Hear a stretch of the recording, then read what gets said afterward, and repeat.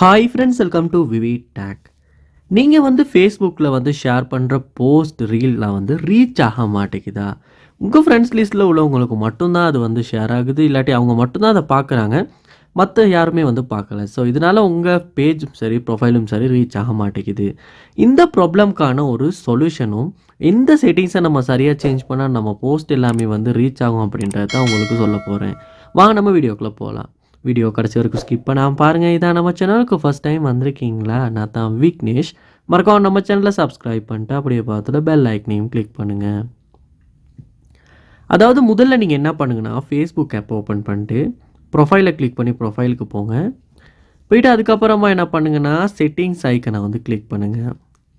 Click பண்ணி ஃபேஸ்புக்கில் settings உள்ள போயிட்டு இதில் பாருங்கள், உங்களுக்கு ஒரு ஆப்ஷன் ஒன்று இருக்கும். டூல்ஸ் அண்ட் ரிசோர்ஸஸ் அப்படின்றதுக்கு கீழே டிஃபால்ட் ஆடியன்ஸ் செட்டிங்ஸ் அப்படின்ற ஒரு ஆப்ஷன். இந்த ஆப்ஷனை வந்து நீங்கள் ஓப்பன் பண்ணுங்கள்.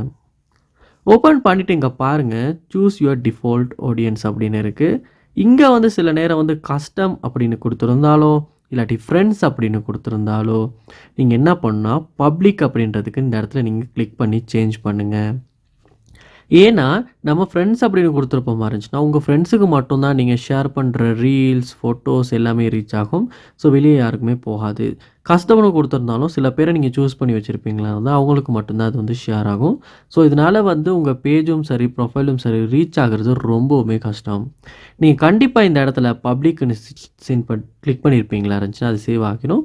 அதுக்கப்புறமா நீங்கள் வந்து ஷேர் பண்ணுற ரீல்ஸ், ஃபோட்டோஸ் எல்லாமே, வீடியோஸ் எல்லாமே வந்து பப்ளிக்காக வந்து ஷேர் ஆகும்போது யார் வேணாலும் பார்க்கலாம். ஸோ உங்கள் ரீச்சுமே வந்து ரொம்பவுமே அதிகமாக இருக்கும். பேஜுமே ரெக்கமெண்ட் ஆகும்.